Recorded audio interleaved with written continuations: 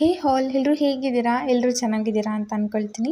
ಅದರಲ್ಲೂ ಇವತ್ತಿನ ದಿನ ಅಂತೂ ಮೋಸ್ಟ್ ಆಫ್ ಎಲ್ಲರೂ ಖುಷಿಯಾಗಿರ್ತಾರೆ. ಬಿಕಾಸ್ 18 ವರ್ಷದ ಕನಸು ನನಸಾಯಿತು. ಏನಂದರೆ ಈ ಸಲಕ್ಕೆ ನಮ್ಮದೇ ಅನ್ನೋ ಖುಷಿ ನಮಗೆ. ರಾತ್ರಿ ಲೇಟಾಗಿ ಮಲಗಿದ್ರು ಬೆಳಗ್ಗೆ ಎದ್ದಾಗ ಏನೋ ಒಂಥರ ಖುಷಿ ಅಲ್ವಾ?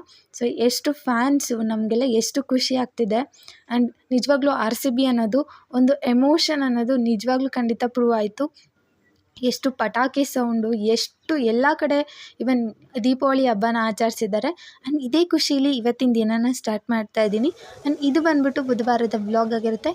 ಸ್ವಲ್ಪ ಲೇಟ್ ಆಯಿತು, ರಾತ್ರಿ ಮಲಗಿದ್ದು ಕೂಡ ಲೇಟ್ ಆಯಿತು ಮ್ಯಾಚ್ ನೋಡಿಕೊಂಡು. ಹಾಗಾಗಿ ಬೆಳಗ್ಗೆ ಎದ್ದಿದ ತಕ್ಷಣ ಆ್ಯಸ್ ಯೂಶ್ವಲ್ ಹೌಸ್ ವೈಫ್ ಅಂದರೆ ಎಲ್ಲ ಕೆಲಸ ಇರುತ್ತೆ. ಸೊ ಕೆಲ್ಸಕ್ಕೆ ಹೋಗೋರಿಗೆ ಇನ್ನೂ ಎಕ್ಸ್ಟ್ರಾ ಕೆಲಸ ಇರುತ್ತಲ್ವ, ಸೊ ಬೇಗ ಮಾಡ್ಕೊಳ್ಳೋದಿರುತ್ತೆ. ನಾನು ಕೂಡ ಎಲ್ಲ ಕೆಲಸ ಎದ್ದು ಬೇಗ ಮಾಡ್ಕೊಳ್ಳೋದಿತ್ತು. ಸೊ ಮೊದಲಿಗೆ ಇಲ್ಲಿ ಒಂದು ಪುಟಾಣಿ ರಂಗೋಲಿ ಹಾಕ್ತಾಯಿದ್ದೀನಿ. ಈ ರಂಗೋಲಿನ ನೋಡ್ಕೊಂಡು ಬನ್ನಿ.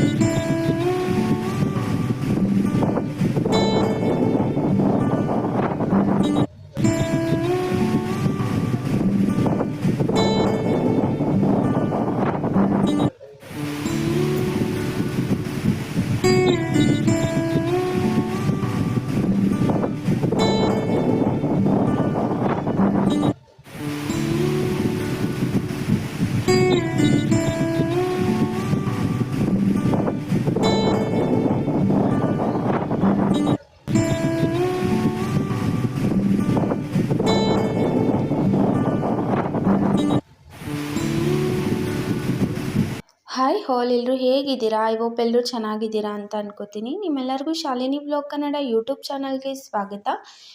ನಾನಿವತ್ತು ತರಕಾರಿ ರೈಸ್ ಮಾಡ್ಕೊಳ್ತಾ ಇದ್ದೀನಿ. ಇದನ್ನು ಫ್ರೈಡ್ ರೈಸ್ ಕೂಡ ಅಂತಲೂ ಕರಿಬೋದು. ಯೂಶ್ವಲಿ ಫ್ರೈಡ್ ರೈಸ್ಗೆಲ್ಲ ಸಾಸಸ್ನ ಹಾಕ್ತಾರೆ. ನಾನಿಲ್ಲಿ ಯಾವುದೇ ರೀತಿ ಸಾಸಸ್ನ ಹಾಕ್ದಲೇ ಮಾಡ್ಕೊಳ್ತಾ ಇದ್ದೀನಿ. ಮೊದಲು ಒಂದು ಕಡಾಯಿಗೆ ಸ್ವಲ್ಪ ಎಣ್ಣೆ ಹಾಗೆ ಶುಂಠಿ ಬೆಳ್ಳುಳ್ಳಿ ಜಜ್ಜಿಟ್ಕೊಂಡಿರುವಂಥದ್ದು. ನಂತರ ಅದಕ್ಕೆ ಸ್ವಲ್ಪ ಈರುಳ್ಳಿನ ಹಾಕ್ಕೊಂಡು ಸ್ವಲ್ಪ ಹೈ ಫ್ಲೇಮ್ ಇಟ್ಕೊಂಡು ಚೆನ್ನಾಗಿ ಈರುಳ್ಳಿನ ಫ್ರೈ ಮಾಡಬೇಕಾಗತ್ತೆ.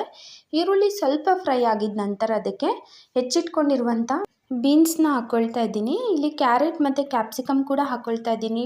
ಸ್ವಲ್ಪ ಬೀನ್ಸ್ ಫ್ರೈ ಆಗಿದ ನಂತರ ಚಿಕ್ಕದಾಗಿ ಹೆಚ್ಚಿಟ್ಕೊಂಡಿದ್ದೀನಿ. ಇದೆಲ್ಲ ಸ್ವಲ್ಪ ಹೈ ಫ್ಲೇಮ್ ಇಟ್ಕೊಂಡು ಚೆನ್ನಾಗಿ ಫ್ರೈ ಮಾಡಬೇಕಾಗತ್ತೆ. ಇದು ಫ್ರೈ ಆಗಿದ ತಕ್ಷಣ ಇಲ್ಲಿ ಸ್ವಲ್ಪ ರೈಸ್ ಹಾಕಿ ಹಾಗೆ ಸ್ವಲ್ಪ ರುಚಿಗೆ ತಕ್ಕಷ್ಟು ಉಪ್ಪು, ಪೆಪ್ಪರ್ ಪೌಡರ್ನ ಹಾಕಿದ್ರೆ ಈ ತರಕಾರಿ ರೈಸ್ ರೆಡಿ.